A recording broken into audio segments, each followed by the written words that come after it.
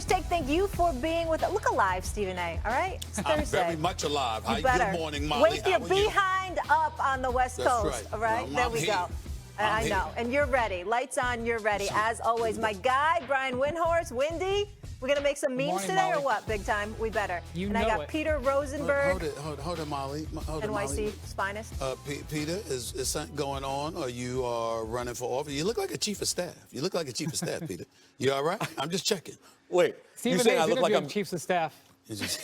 I look like I'm going to court today, Stephen A? Is that what I look like? Yeah, You know what I just think is funny, Stephen Stephen A.? Your mind just goes right to chief of staff. So interesting. Oh, that is. Maybe you're chief of staff, Stephen You know, A. I was thinking more like you look like a phenomenal producer, but I mean, who knows? I don't want to read into things. Guys, are we talking playoffs or what? The Dallas Mavericks might not be winning press conferences as of late, but they are staying alive in the play-in. The Mavs defeated the Sacramento Kings on Wednesday night, 120-106, anchored by a combined 50 points from Anthony Davis and Klay Thompson. Klay, how you feeling after that vintage performance?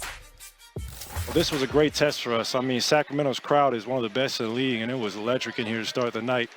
And this is what's going to prepare us to come when we go to Memphis. We know how talented that group is, and they have a great home court. And when you combine our young athletes with the veterans we have, we can hopefully continue this season and give it everything we have, because we want to give the city of Dallas something to be proud of, at least especially with their energy and effort. And we're going to go to Memphis and lay it all out there, and that's all we can ask. And it did feel good to exercise those demons in here, man. All right, fellas, the 8th seed in the West comes down to Dallas or Memphis. Stephen A., which one presents the tougher matchup for OKC? For me personally, I think it would be Dallas. I really, really do, because I think you're thinking about the size. When you think about OKC now, particularly with Chet Holmgren and Hartenstein, and you know, on your front court, you got to have some size. And that's not to say Memphis doesn't have it in a guy like Jaren Jackson Jr. We get all of that. But when I look at Lively out there with an Anthony Davis who can give you 20 and 12. Anthony Davis didn't have a great game yesterday. Still finished with 27. Klay Thompson, you know, the sniper that he was last night, that's the Klay Thompson we know and love. That brother hit all 5 shots in the second quarter. 4 of them from three-point range. I mean, he shot 73% from three-point range for the game. The man, this is what he is, one of the greatest shooters in the history of basketball, okay? And a 4-time champion. These moments are not something that surprises you. So if you can shoot the basketball and you have size to be formidable on the defensive line in terms of your front court, with a guy like Anthony Davis who can give it to you, with Lively and Gafford who can give you a little something, with P.J. Washington who can give you a little something, and Klay shooting the ball like that, I don't think we can look at Memphis as being a team that's better suited to go up against what we know OKC brings to the table. You got to have it all. And Dallas, if they resemble what they looked like last night, is one of those teams. Well, there was a time where the Mavericks were a very difficult opponent for the Thunder. If you may remember, yes, they beat them in the playoffs last year. Luka was amazing in that series, was what really started their run towards the finals. This year, by the way, the first 3 times they played, the Mavericks beat the Thunder twice. Yes. That was back when nobody could touch the Thunder at all. That's right. And by the way, in both those wins, Luka didn't play. Kyrie played very well in those games. So even after Luka, you know, you could make an argument that maybe this would be a problematic setup for the Thunder. But in the wake of the Kyrie injury, they can't challenge him. I do think this was a wonderful night for Klay Thompson, because can you imagine what Klay has gone through this year? He goes through his own departure. He selects Dallas to play with Luka, right? He selects Dallas to play with Luka, and the midseason they're like, yeah, we're going a whole other direction. He's like, what? What just happened?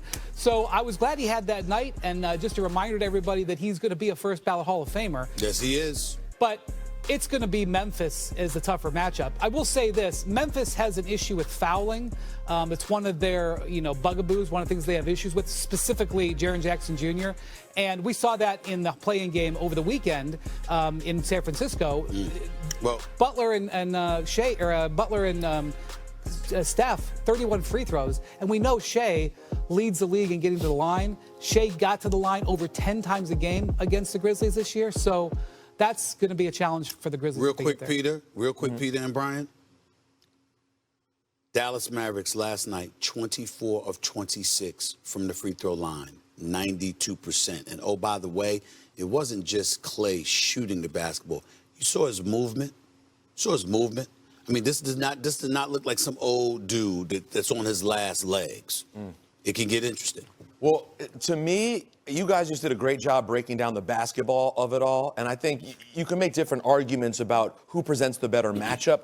To me, it's about what mental version we get of the Dallas Mavericks. The Dallas Mavericks are a week removed from Luka Doncic being celebrated in Dallas like he's the only player that even matters there.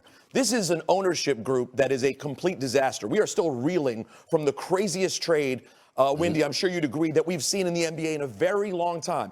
If the Dallas Mavericks play like they have something to prove, you know, think the Cleveland Indians in the movie Major League. If they want to prove something to ownership that they feel disrespected by the moves that have been made, as Stephen A. pointed out, this is a veteran team. This Anthony Davis and Klay Thompson, this is a team that's going to go for it. To me, it's, do they get to the playoffs and think, all right, we put up a good showing, let's end this season without Kyrie, without Luka, or do they try to show up ownership? Stephen A., to that point, what would a playoff appearance mean for Nico Harrison? Well, I don't think it's about a playoff appearance. I don't know if they'll ever forgive Nico. I think nothing short of a championship will make them forgive Nico. But the actual players themselves, and Peter alluded to it, there's a big-time opportunity here for the Dallas Mavericks. So Kyrie is out. He's gone for the year, okay? They won with him on the basketball court on 2 occasions against OKC. OKC was the number 1 seed last year, then and the number 1 seed this year. Shai Gilgeous-Alexander, my vote for league MVP. This brother's a showstopper. He's something spectacular. You acquire Caruso and Hartenstein in the offseason, okay? Jalen Williams has elevated his level of play. You see the parts around him. Lou Dort is a candidate for Defensive Player of the Year as far as I'm concerned. He's definitely on the All-NBA defensive team, right? You look at these kind of things going on, and Oklahoma City is supposed to be the creme de la creme. You're talking about Luka and LeBron possibly knocking him off. We can't ignore James Harden and Kawhi Leonard, but we summarily dismissed Dallas.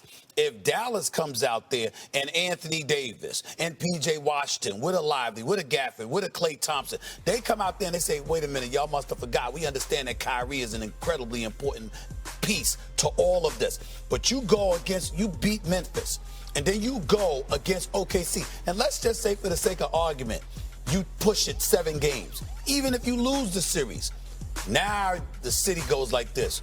Wait till Kyrie gets back with that bunch. Maybe there was something going on here that we needed to pay attention to. Maybe we really do have the pieces, if we're all healthy, to really, really make that kind of noise. And that might assuage some concerns. The venom towards Nico is going to be the way it is because Luka was beloved and only a championship would derail that. But everybody else, including Jason Kidd and the players, you got an opportunity here to quell all of that noise. If you show up and you make this, and you get to the playoffs and you make that a series against OKC. They should bring you in to speak to him because you're right. But Molly asked about Nico. Yeah. It does nothing for Nico. Nothing. Because really, even if they get into this playoffs, they're going to lose to the Thunder, and it's just going to be. Last year they beat the Thunder, and this year they're going to lose to them. But I think it's true. Nothing in the NBA is wasted. This is one of the big lessons that I learned watching Greg Popovich over the years. Greg Popovich was a master at always making something productive out of anything. He was the end of a blowout or a game where he was sitting his starters. He always used it. The Mavericks can use this. And